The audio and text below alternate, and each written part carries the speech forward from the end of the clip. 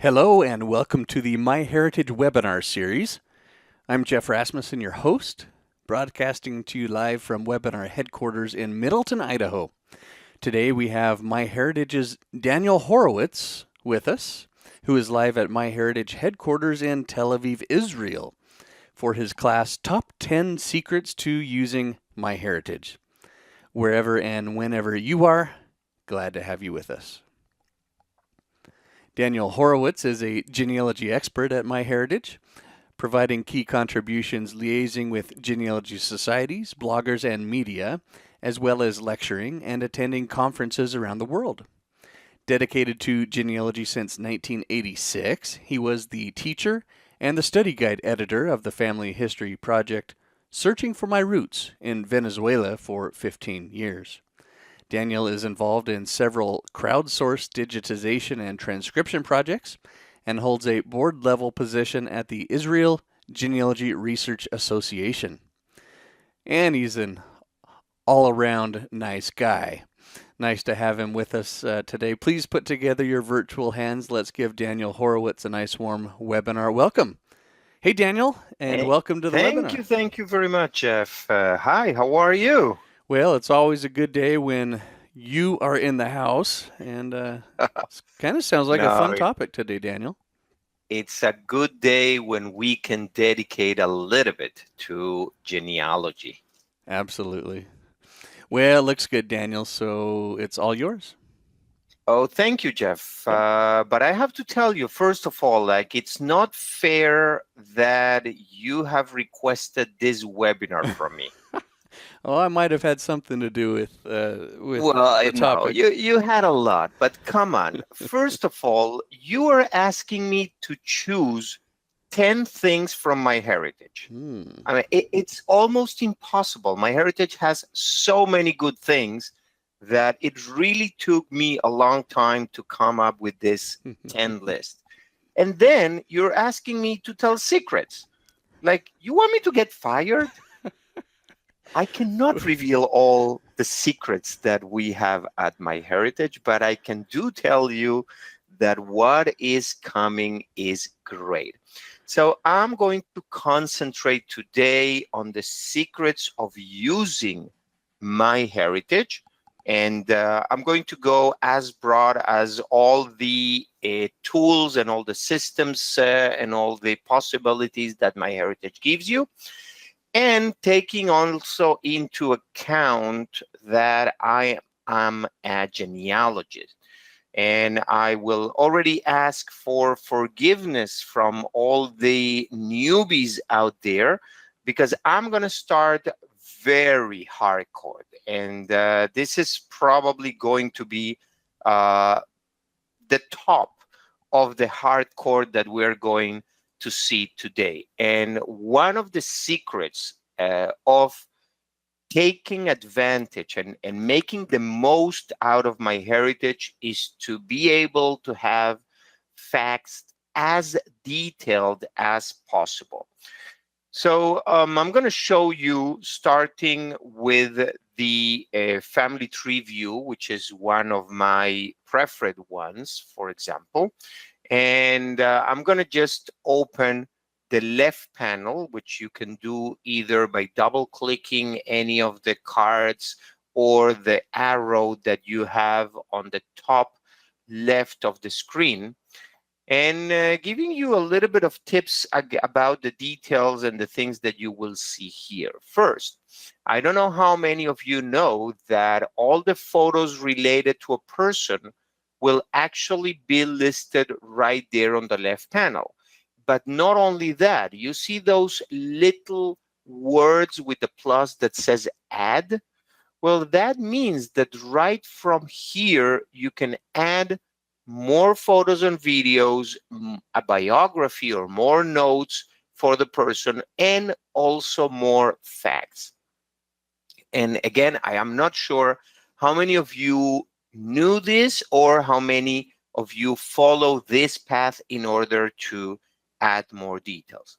Now, if we are already here, let me show you what goes beyond this more button that we have here, because also From here, you can edit the tree, you can connect or remove the connection for this person, or you can also edit the facts and the information that you have for this individual. If you ask me, I most of the time use the pencil that is next to each of the cards for the individuals, just because mentally is easier to understand that by clicking there, I'm going to be adding or editing the information that I have from the person. And this is the basic, this is the birth, marriage, and death information that every person should have on a family tree. And I understand that sometimes it's a little bit difficult, but today, as I said, I would like to highlight some of the secret things, some of them that are just there in plain sight. I don't know how many of you notice that on the bottom part of this simple form, there is a link that will take you to add more facts. And just to be clear and make sure that we all are in the same page, and what can I do? I am a genealogist. Let me go a little bit over what are facts. And I already mentioned BMDs, birth, marriage, and death. Those are considered the very basic ones. But if you think a little bit further than that or deeper than that, you will find that there are many, many other facts or actions that human beings done during their life. And just to mention a few, you have on your screen education, occupation, migrations, military residence, but really just think on all the things that you did up till now on your life. Each one, it's a fact, and each one should be recorded as your family history. And when you are doing that, remember that each of those facts should have a date, and the date should be as accurate as possible, meaning day, month, year. Some of them actually will have to have more than one date because it didn't happen on a particular date. Education, for example, you study, I don't know, university or college from one day to another day, probably a couple of years after that. And then the other part of the fact, which is important, is a place. And the place should be as specific as possible. So make sure that you have both the number, the street, the town, city, county, state, country, every detail that you will need to go back to that place. But enough of genealogy for now. Let's see what happened when you click on that link I showed you before. You will get into this page where you see on the left side all kind of categories, and then on the main screen you will see fields or a form that will let you know what MyHeritage wants from you. And again, more secrets behind all this part of the facts is that you can actually put more names for a person. Right there, you can choose if you want to write a religious name, a former name that the person may have changed, a nickname, or even the name of the person that the individual was named after. Now, there are other things here, for example, regarding the dates, and I already said, not everything happened on an exact date. Sometimes we don't know the date, but we know that it was before X year or event that we can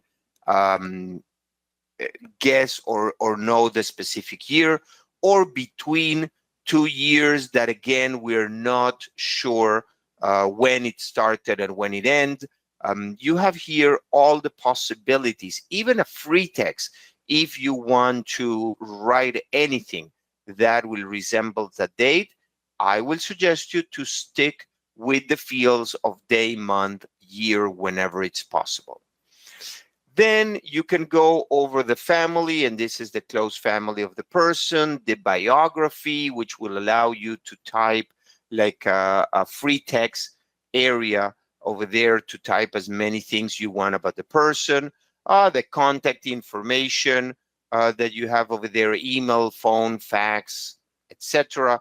Work, which is more than work, is an occupation, and we know that people may had more than one occupation during their lives. So you can add different occupations and put them in different time frames as well.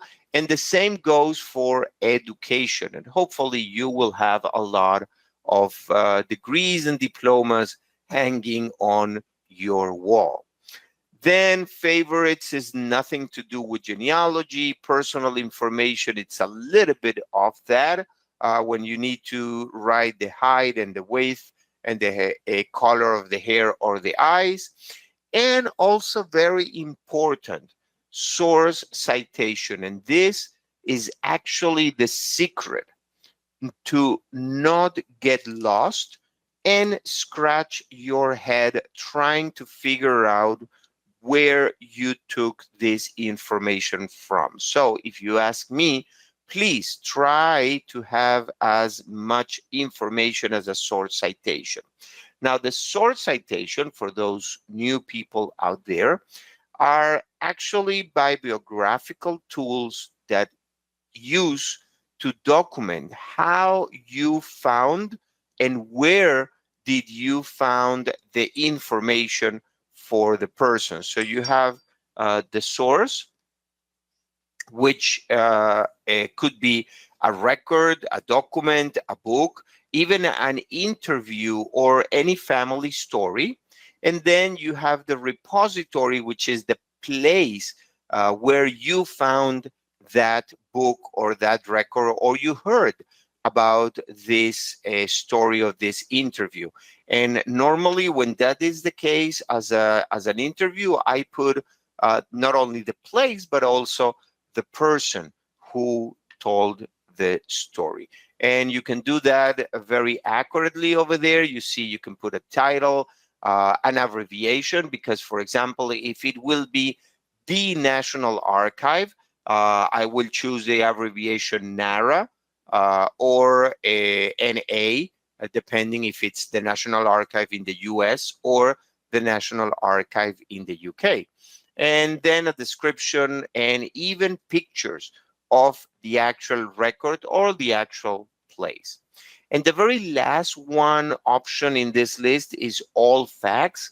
And I have to admit that most of the time when I come to this section, I come straight to here because I will be able to add notes, source, photos, and see all the information that I have collected about the individual, but I will also be able to add facts, any fact, in fact, of for that individual, and you can choose from ones that you may have for like from the list that MyHeritage has for you, or you can simply create your own. Now, the second secret that I would like to reveal to you is regarding the family tree views. And I started there and deviated a little bit into the facts, but I already mentioned my preferred view is the what it's called the family view.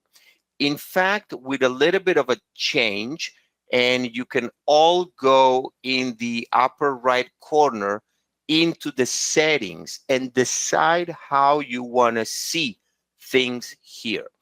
As you can see, I normally show the pencil or the edit icon. I also show birth and death icons, and also birth and anniversaries whenever they are in place. But I like to show the cards, the vertical cards, which are a little bit narrower than those, because that allow me to see more individuals per view or per screen. And also, I try to take out the cards, the incentivized cards that always appeared on the top of the last generation. Because yes, I know those people had parents, but if I don't have the information, and probably will not find it soon or whatsoever, so I don't need a reminder about that all the time. The other great feature that I have here, yes, exactly. This is how I like to see the tree. Now, the other option that I have here is to see both married and maiden name, because sometimes, although the woman or the lady may have been married, I still want to find her by her maiden name, and being able to have both names over there, it's very useful. Now you can choose if you want to see first the married and then the maiden, or first the maiden and then the married. That it's totally up to you. I'm just showing you a few secrets of how I like to see my family tree. And the very last option from the settings, well, it's a little bit of privacy and who can do what, and my tree settings. And if I want to change the name of the tree or the name of the website, I can do all that from here. Now, another thing that I can do from here is set up how many generations above and below of the main person I want to see. And goes without saying that the more people or the bigger the number, the more people you see on the screen. Sometimes not everybody fits. So I try to keep it normally between 3 and 4, but I do select to see the cousins of the main person. And this is in order to be able to see more close family and more individuals on my family tree. But this is not the only secret I wanted to share with you. I don't know how many of you noted that on the lower right corner, you have icons, which I don't use because I have like this wheel on the mouse, and it do zoom in and zoom out. But it's very useful when I want to see a bigger family tree, the possibility to watch this full screen, which you can do here without any problem. And then you can always choose in the top right part your favorite view. And sometimes you need to change between those views, because when I, for example, am evaluating DNA, I prefer to view the pedigree view. This will show me parents of everybody, and those people there will be the ones who gave or donored DNA to the person I'm researching. And it's a totally workable environment. I can add more people here. I can edit the information of the person. I can pull the left panel as I showed you before, and I can do everything that I need to do in this view without any problem. It has its own settings, and you can, by the way, choose at any time what is your preferred tree view, and MyHeritage will remember that. So every time you come back, you will be presented with the favorite view that you like. Another view that I like very much, also for DNA, but most for show and tell, is this kind of a fan chart. It is fun, but it's fun also. Totally workable again, and it will tell me to add information about the people. It will show me where I need to focus my research, and if I want to create a chart based on any other person in the tree, I can do that without any problem, and focus my research on the branches that I may need more or less of my time. Now, you can also see here the left panel, and you can also see here this, I'm sorry, you can change here to get solid colors if you would like, and that will not show you the name unless you go over the card. But again, it's a nice way to present your family tree to other people. One advantage of this view is that you have more generations to view. You can go up to 10 generations without any problem. And more than that, you can share this view, both the name one or the full color one, in social media, or with the link, or with WhatsApp if you want, and that it's a way of sharing with other family members as well. Another advantage of this view is that you can download both the color and the text mode without any problem. So if you're looking for how to print a chart of your family, maybe this is a good option. Settings according to the chart you already know. And the last option is the list view. And this is one, I will admit, I don't use often, but for very specific tasks during my genealogy research. I can still edit and add information and view the left panel, but the biggest advantage of this is to be able to sort and filter my people in my family trees. And this is probably a big secret, because if you have more than one family tree on MyHeritage, this view can be created for each of your trees or for all of your trees together. So it's perfectly to see if you have duplicates between different trees, or even in one of those. So you can sort by different letters of the alphabet, or by other letters and other names, by relationship, names, dates, and places without any problem. You can search for a specific last name and show everybody with that name, last name, first name, whatever you want. And on the settings, I don't know if you know this, this is another secret I have for you, is that this view is totally exportable. And that export, it is happening on the Excel file, and you will be able to actually open it over there and manipulate and view the information also in that way.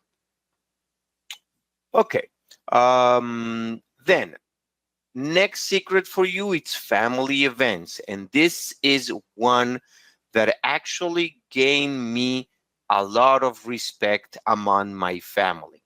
You can find under home the first option that will say family events. And this is actually a list of the upcoming events in your family tree. And you can customize this as you wish.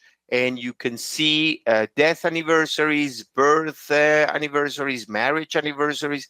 You can even see some national holidays, okay? And you can follow on them, or you can just decide how and what you want to see there. If you want to see it all the people, or only close relatives, or again, specific religious calendars and national calendars as well. You can pick and choose. It's totally customizable, and I will suggest you to dedicate a couple of minutes to do that. But once you save and once you have the calendar as you wish, you can see still here events for all the family or only the close family, and you can create manually an event of your own just by filling the information.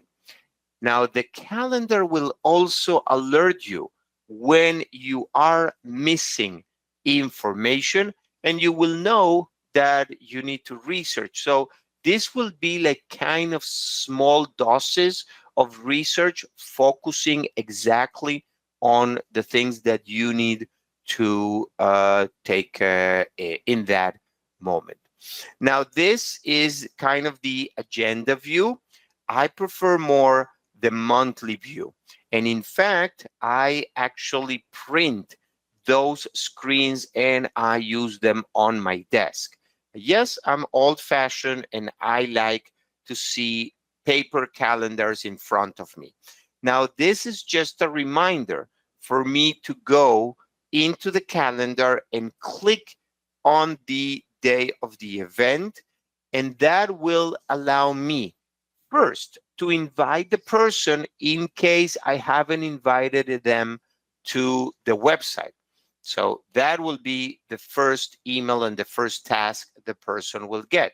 Now, the second thing that I do is I write a nice birthday greeting. Now, here is my secret. I do this once a month, normally on the first or the last of the month.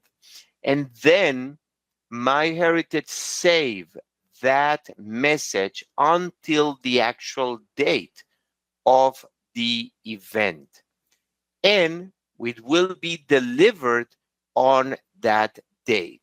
And believe me, my family thinks that I spend hours every day going into these events and sending them greetings. Now, if you don't want to go into the website, no worries. We are definitely interested in not in you not missing any event. So a day before of the event, you should get an email like the one I'm showing you on the screen. And this is also another reminder to take care of your close family and send some love to them. How many of you knew that MyHeritage will give you statistics about your family tree? Where do you find them? Right there under Home. The second option will be the family statistics. And all this, the events and the statistics, are all based in the information that you have on your family tree. If you don't have a big family tree, if you don't have a complete family tree on MyHeritage, this is probably a good time to do that, or a good reason why to have it.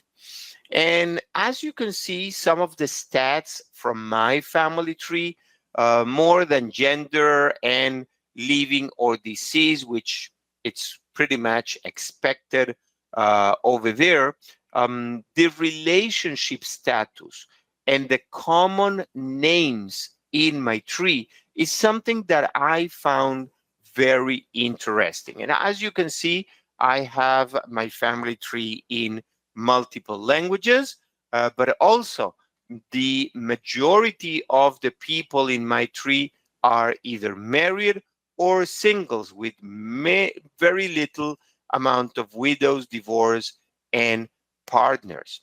The other thing that MyHeritage gives me is the age distribution. And this will be interesting because MyHeritage tells me who is the oldest living individual in my tree, as well as the youngest and the average life expectancy, or the who live the most or the least. And just because two are not enough, and well, I know better now, top 10 as this website, I'm sorry, as this webinar, MyHeritage will also give you the top 10 individuals, 5 males and 5 females, for the category you have selected. Marriages, well, who said that this will, the marriage will last forever, which I really believe and hope. But MyHeritage will give me statistics of people married in my tree, the oldest person when married, the youngest person when married, or even who married the most in my family, the longest marriage or the shortest marriage as well. And the difference of ages between the spouse, the husband and the wife, or each of the spouses. And you can see here, by the way, if you have some mistakes, because, maybe a difference of 59 years in the marriage in your tree, well, either the family was kind of eccentric, or you may have a mistake over there. You can see also statistics about children in your family, divorces on your family, a lot of very useful information and interesting, if not the least. Now, how many of you know about this pedigree map that MyHeritage has for you? Well, I use it a lot and I talk a lot about that, so probably is not a secret for you. It is right here under the family tree. Wait 1 second. Oh, yes, it is under family tree menu, but you need to click more. And after you click more, then you will find the link to the pedigree map and a few others if you didn't know this. So the pedigree map is no other thing than a Google map where MyHeritage has plotted all the places that we have in your tree. And you can customize this if you want to see only the birth or the death or even dates on the photos. That is why it's so important to have photos dated. But also you can select specific individuals in your tree or relationships of people in your tree to see in this map. The idea is that you can go into any country and you can see the different places in that country where events happened in your family, and you can see a list of those places and see if there is any mistakes or there any misspellings or any errors that MyHeritage will point out for you and will tell you that maybe you didn't record this place correctly and is suggesting me a few options for this. And once I select a place, I will be able to see everybody who is related to that place, and I will be able also to see other places over there, or even a heat map that will tell me where are the majority of my events on the map. Okay, so halfway there, a great tool, and I really hope this is not a secret for you, is the tree consistency checker. Also, right there under family tree, MyHeritage will see all the facts that you have in your tree and will produce a report of possible mistakes, inconsistencies, and other things that you should be noticing. We have about 36 different things. Some of them are easy to configure. For example, if in your family people lived longer than this, the normal, you can change that. Or if you want to be noted instead of 110, to change that to 90 years or 100 years, and be able to get notices about that. Again, you can go here and review the list. And if you can also say here, this really doesn't bother me. I know about this in my family, like death plays resemble cause of death. or siblings with the same first name, don't alert me about that. Some of the things are very easy to fix even from this report itself. Others, you may need to go into the person and you may need to change the information in order to fix this problem. For example, the live but too old, you can kill the person from here, but large spouse age difference is something that probably you want to go in and to verify the exact dates that you have over there and why is that so huge difference.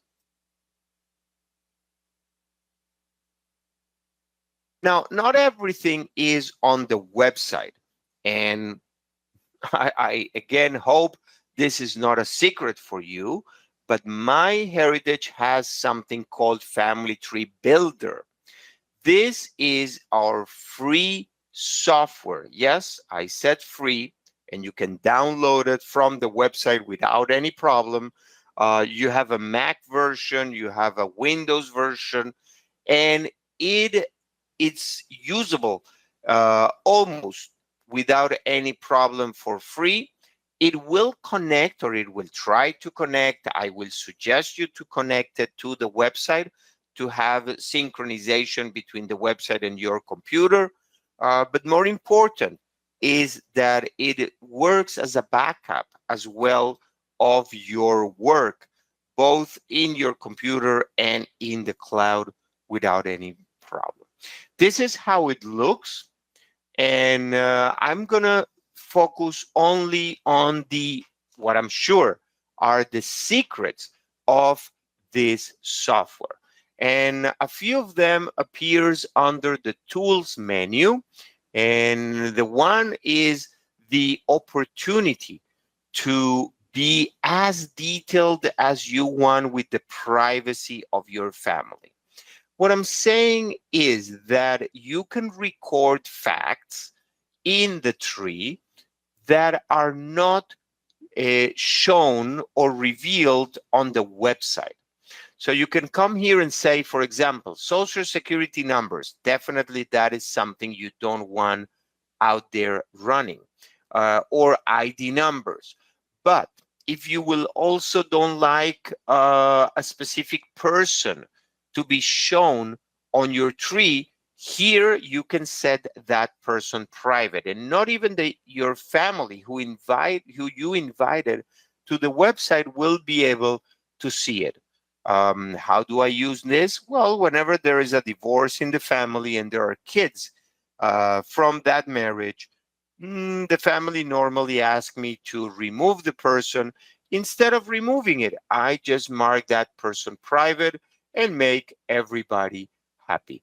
But if it's one thing, let's say like one person don't want me to share the marriage date for whatever reason, I can go and I can be as precise as privatizing one item for one person or for one in a family without any problem. What else you can do from here? Well, I can check for deceased people. I like to call this I see dead people, because the tool will check the same as the consistency checker, but sometimes this is funnier to see which people in my tree should be marked as deceased and they are not. Now, one thing that the software will do is to mark favorite individuals, and that saves me a lot of time. Whenever I'm researching different individuals in my branches, I can come to my software and I can just click on their name under my favorite menu, and I will get exactly to the person without needing to search for it. And another secret that I have for you here is the manage the to-do task. I use this to make sure I know whenever I travel, whenever I go to an archive, and to have all the information in one place in order not to duplicate or to record if I already researched one person. Another thing I liked from the software is the fact that there is an index of places, and I can use this to find a specific place and even to change the spelling of a country or a city. For example, you see here that I have USA in some places and I have United States in others. I am kind of OCD, ODC, whatever you want to put it. Obsessive compulsive, as probably many of the genealogies out there. And I want consistency on my records. So I come here and I make sure everything is consistent across my tree. The last thing that I do here is to find and replace, because sometimes I made a mistake on a name or a place, and it's easier to come and to just look for the records that have that part of that information and replace it with whatever needed to be replaced. Now, there is a mobile app also on MyHeritage, and I'm pretty sure you all know about it. And the secrets that I have for you on the mobile is the fact that, first, well, not a secret probably, it will synchronize with the website and with the software as well. And you can use it to take pictures also. But the two things that are, or the two or three things that have the mobile app are very unique, like the timeline. And this is created automatically for any person in your tree, right there from the profile of your individual. You will be able to click the button and to generate this timeline for the person that will take 3 generations back, 3 generations forward. So grandparents and grandkids will be all included with all the main events on the family of the person, and not to be confused with the timeline that now we have on the website on their family tree. This is totally a different feature. Well, you are able to see your family in the right time frames for each other. Now, I mentioned that you can take photos with your mobile devices, and we all know our kids take pictures of every dog walking on the street.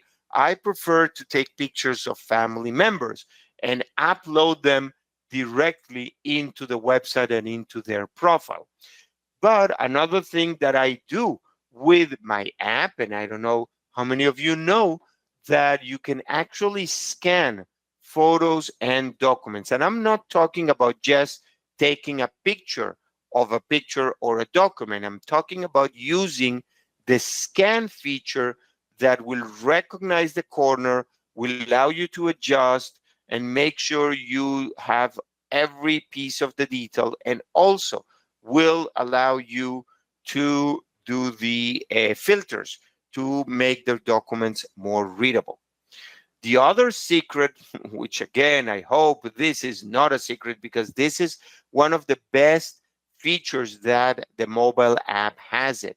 It allows you to actually record voice on top of any image that you have uploaded.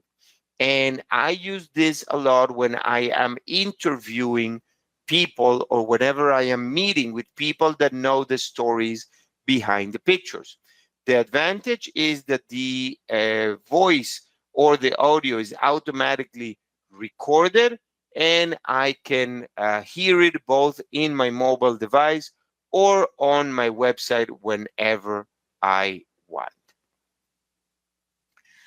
Now, up till now, and we're getting close to the end, we talked a lot about the family tree and the research that you normally do with records or with people. I decided to dedicate at least one of those 10 features to DNA, and the best well-known secret probably is the labels. The labels is one of the latest features that MyHeritage add to the DNA component. And here you are able to select from the 36 different colors and with up to 100 characters, labels to mark all your DNA matches. And you can select from the list of your matches, just on the left upper corner there. You can select multiple individuals and tag them all with the same label. In this case, I'm creating a label for my paternal family, specifically the Horowitz branch of my paternal family, and that will give a very clear indication of who this person is. Now, why I am doing this?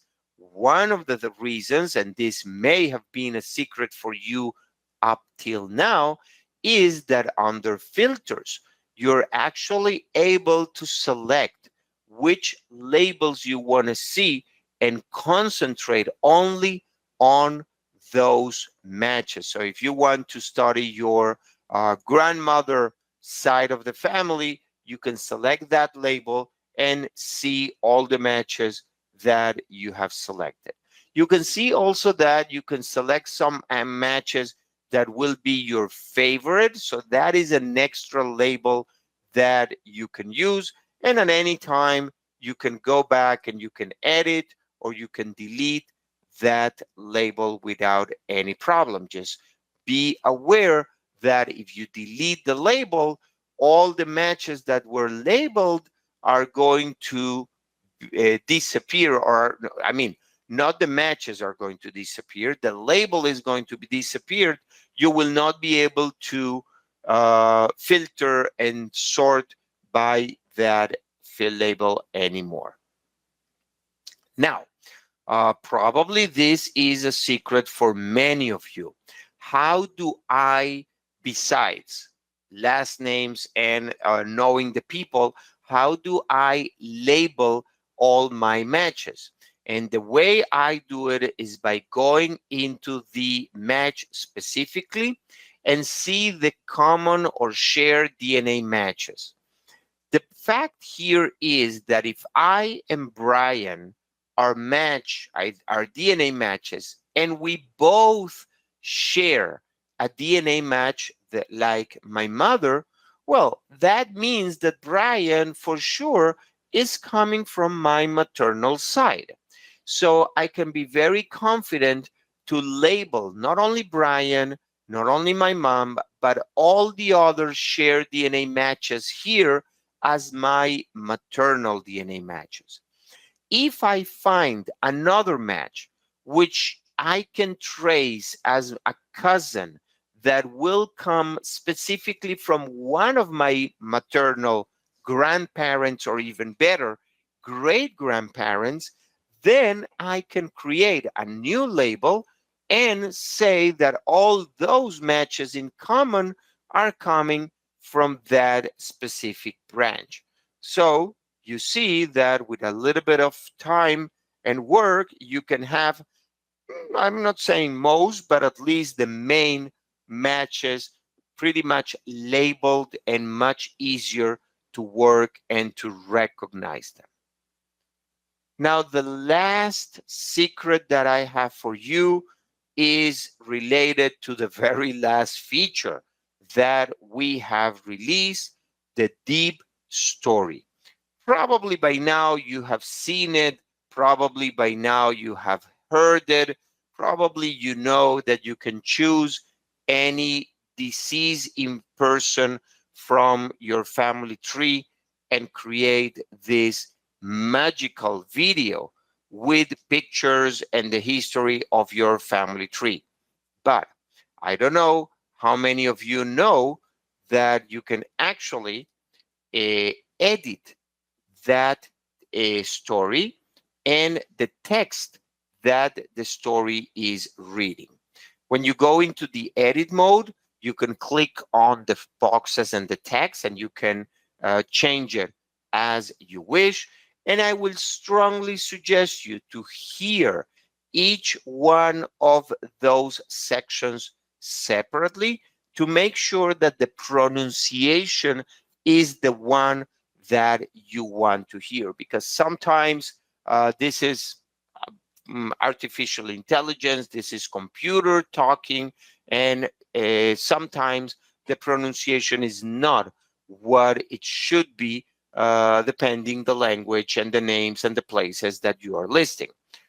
Now, if you don't want or don't like the pronunciation of a specific voice, you can change the voice and you can change the speed of the voice and hear the different samples that we have to make sure the voice matches the person that you are building.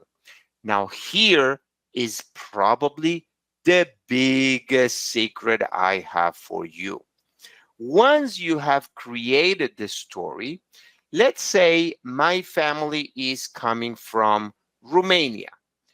I will come here and I will change the display language of my website into Romanian, Italian, Spanish, any other of the most common language out there. In MyHeritage supports 32 languages in the DeepStory, but I will keep the text in English. And you know what's going to happen? The person is going to speak with an accent. So if my great grandfather had a heavy Hungarian or Romanian accent, I will be able to generate the video for him in that language, making sure that the text in the scripts are in the language that I want to hear, like English in this case. Now, if Jeff will allow me, I would like just one more minute of your attention. Well, I should say if Jeff and technology, because yes, my computer, it's playing me tricks lately, but I was kind of expecting this, so please excuse me for that. And we go here again. So yes, I have a few announcements or secrets, as we call them today, to share with you. And the first one will be the census helper. Yes, I couldn't leave this out of the top 10. So I came up with this. The census helper was created at the beginning to help you identify people that chances are appeared in the 1950 census. Once we did it for the 1950, we said, well, if we're already there, we should go with all the US censuses. And then somebody brilliant just said, wait, like if you already did it with the US, why not doing it with all the census that MyHeritage has? So now you can go and choose either a specific year in a specific country or a country itself and find all the people that may be in that census. And then all you need to do is to click one button for us to research that person in that specific census. So it's a great tool and a great secret if you didn't know about it. I'm pretty sure you know about the Introduction to Genealogy course, which is totally free. A registration is needed, but just to keep track of your process on the website. Okay, you don't need to pay, you don't need to give us a lot of information, just for us to know what chapters you have viewed. And you don't even need to view them all or view them in order. You can go and you can learn at your own pace, whatever you like. Where you're going to find the Introduction to Genealogy course, right there at the top right corner of the MyHeritage knowledge base. Education.myheritage.com is the place where those videos, those lessons, also articles and webinars are free for you and from anybody that would like to learn a little bit more about this. And of course, I have to thank Jeff and the Legacy Family Tree webinar family for hosting this and many, many other webinars that you can also watch for free. So you want a secret about Legacy? You can register for all the webinars of the year with one click, and you can watch them free with no problem, live, right there. Then some of the recordings are only for members, and the MyHeritage ones are free forever. And the next secret I have for you is the Blast from My Past, the podcast that MyHeritage released this year, where we want to share not more tools, nor more techniques, just the stories, the emotional stories of users finding their relatives and finding more family or artifacts like this. So in whatever platform or system you are used to use to hear the podcast, I will suggest you to look for the MyHeritage Blast from My Past and for a box of tissues and start enjoying those amazing stories. Now, I will be more than happy to answer any questions, but at now, I know Jeff has announcements of his own, and I will take just a short break to breathe, take a sip of water, and then answer all the questions that Jeff will ask me. Well, thank you, Daniel. I've put a poll up on the screen, and it looks like it doesn't have all the words that I just put in there. Anyways, it's been fun to see what people are writing in my chat area about what they are learning, and I'm curious. How many new tips have you learned as a result of being here today, Daniel? I'm seeing the live results come in here, and you made me now curious. I know you're going to really enjoy this. Well, this is this is Daniel's report card. See how good Daniel did here today. Well, I ask people please to be honest first of all, but I love to discover that most of the people will learn more than 4 tips. Yeah, very good. Well, I'm going to close and share this. Daniel, that's exactly what happened. It looks like 60% of our audience did fall within that category. Another 38% learned 2 to 3, and 3% learned 1. So well done.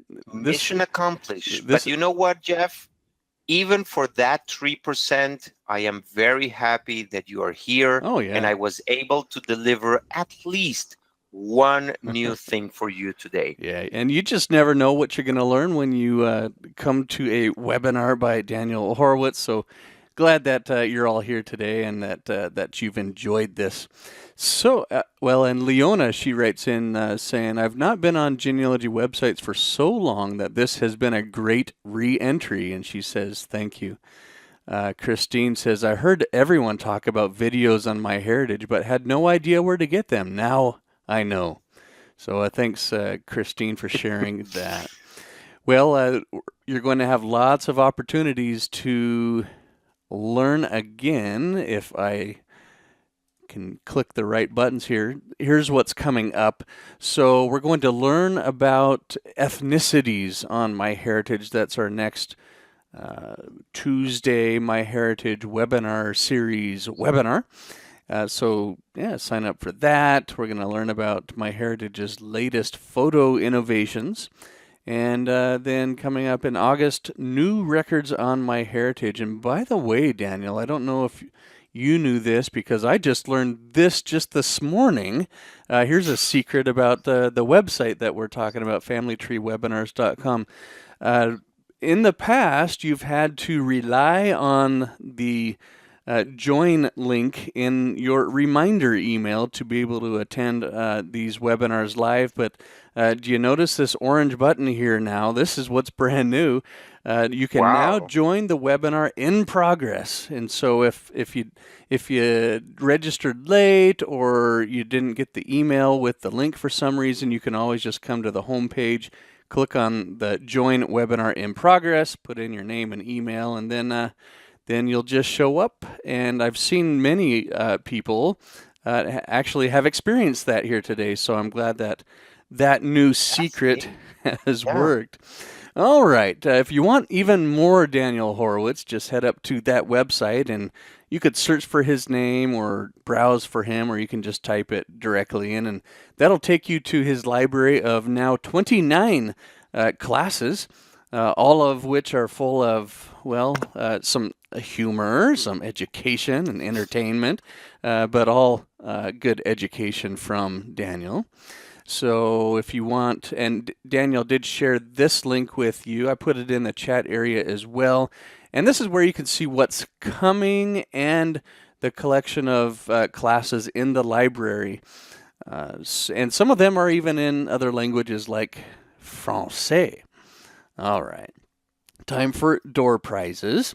So if you're here, I know. It'd be fun to hear your name, Daniel, as a winner one of these days. Oh, no, thank you.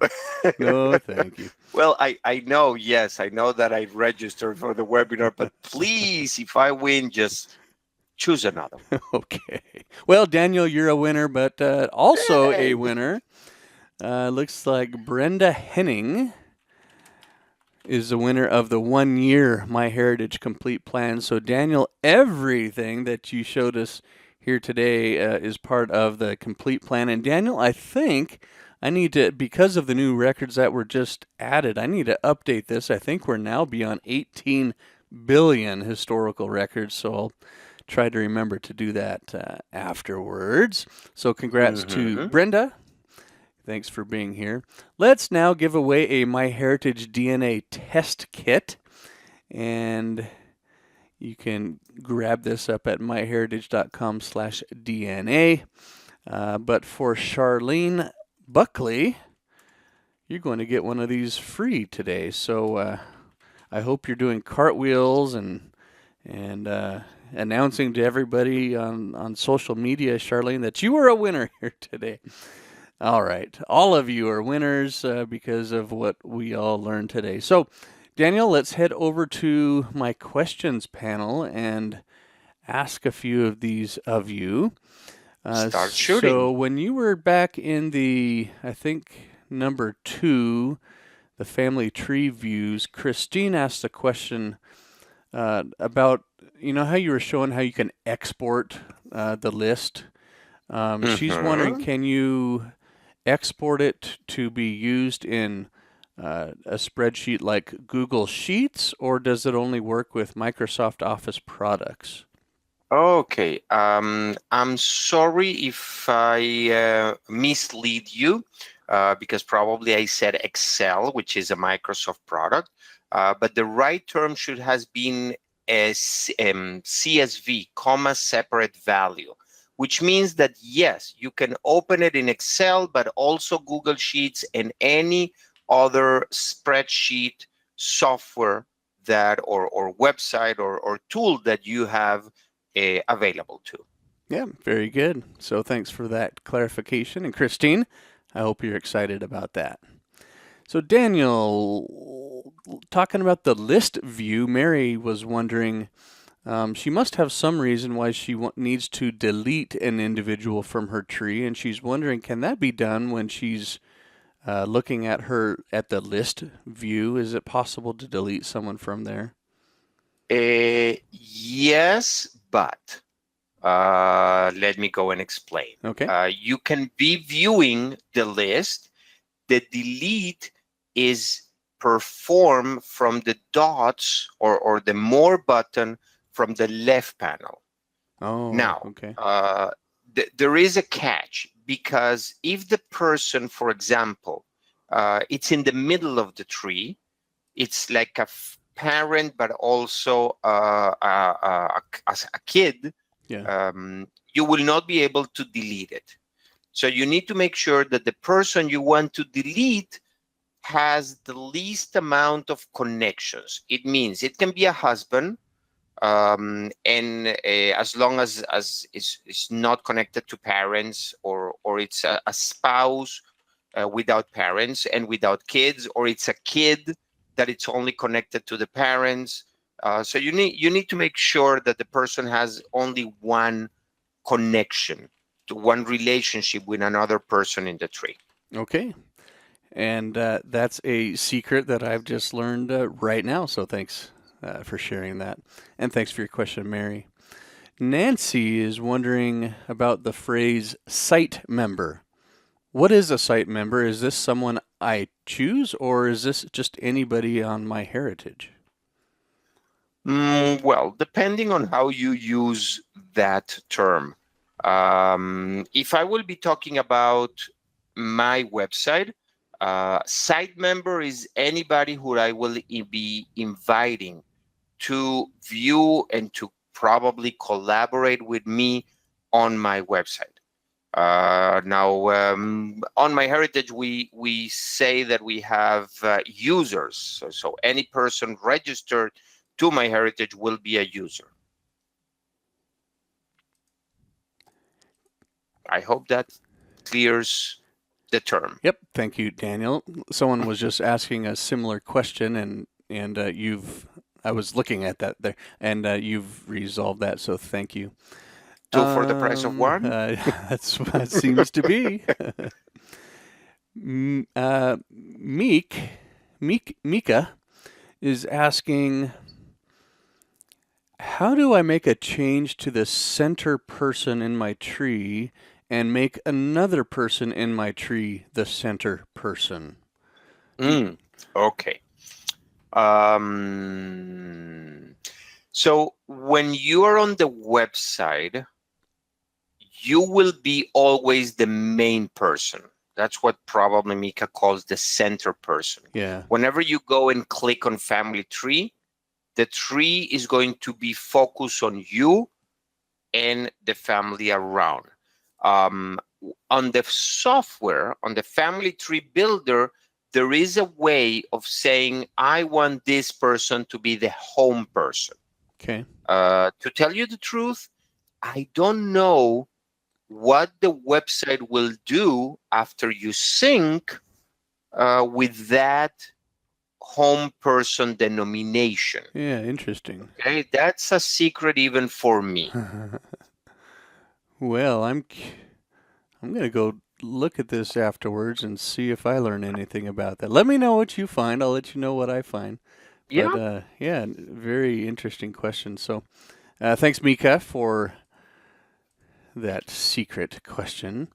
Liat is asking about, what do you do with all of the different spellings and nicknames? Where do you enter those? And if there's a place to enter multiple names for a person, will MyHeritage, when it does its searching, does it take those into account?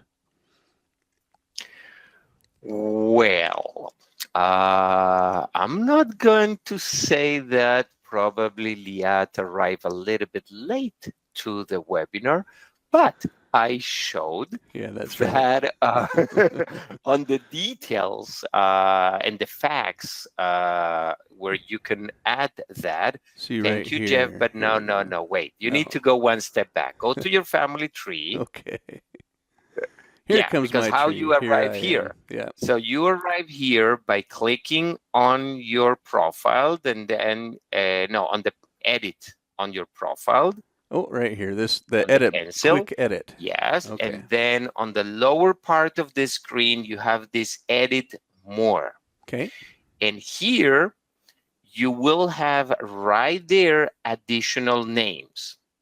And you can record over there religious names, former names, nicknames. Now, what do we do with them? Well, the nickname is shown on the family tree because probably you know that person with that name.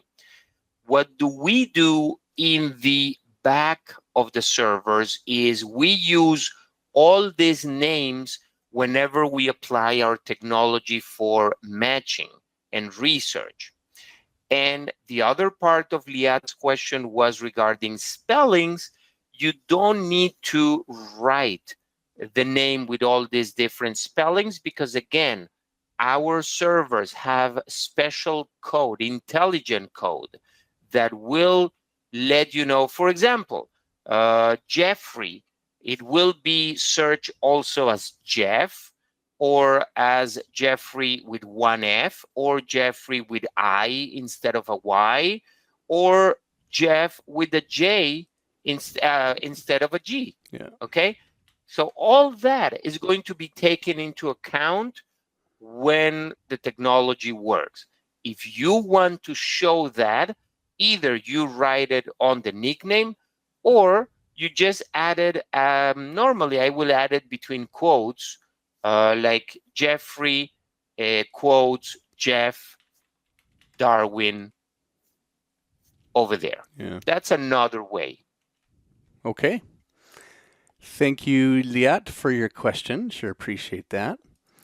We're getting through these here, Daniel.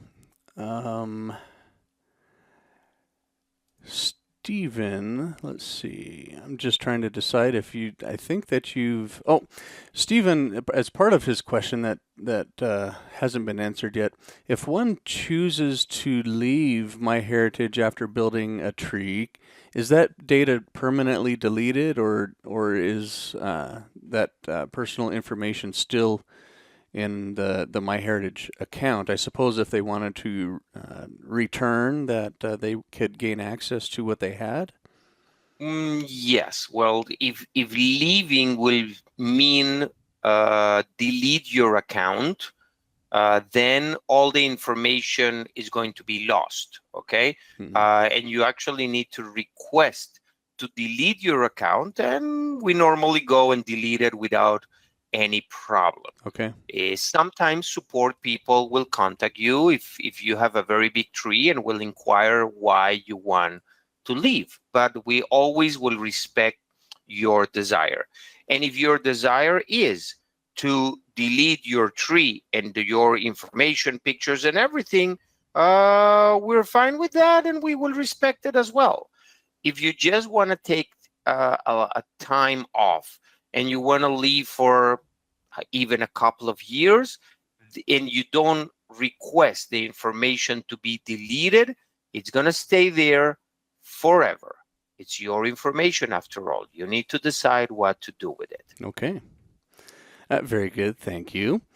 Brian's asking about source citations, and you showed us where that is in the profile online, but he's wondering, is that possible to do it in the Family Tree Builder software? Oh, definitely. Not only it's possible, but I can already tell you, it's easier and more accurate or more detailed to do that, to do the source citations on the software. If you are really a hardcore genealogist and you are, as you should, like detailed with sources and source citations and repositories, I will suggest you to give it a look on how they are done on the software. Okay. Yeah, very good. Daniel, we've answered all of the questions that have come in here, except for this one from Michelle. She says it just came in. How often does MyHeritage update the theories of family relativity, and when is that done? I knew that was coming. Oh. Listen, I used to say every couple of months, okay, but I am sorry. This is what I understood. It is true we have not updated since probably November or even a little bit before last year. I heard it's coming, but I heard it's coming so many times that I will invite all of you to come on July 12th, and ask Gal directly. Okay? Okay. She's from the DNA team. Let her deal with this. Yeah. Okay, that's a fair answer and a good idea. So Gal is what is Gal's responsibility with DNA? Well, she's product manager of the DNA Oh wow. component. Okay. So we Very, very similar as Ransneer, if you remember. yeah. That's what's so fun about the MyHeritage webinar series, Daniel, is we get the actual people that are leading these projects, and that's a lot of fun. Oh, yeah. So, well, Daniel, any final thoughts or parting words before we say goodbye?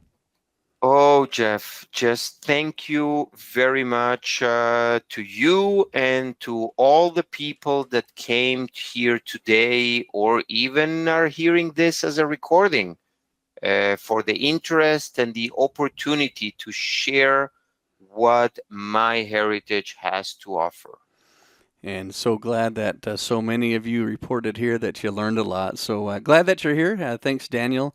Looking forward anytime to having you here on the show. And I always look forward to being together with all of you, wherever and whenever you are around the world. Thanks, everyone, for sharing part of your day with us. And remember, life is short. Do genealogy first.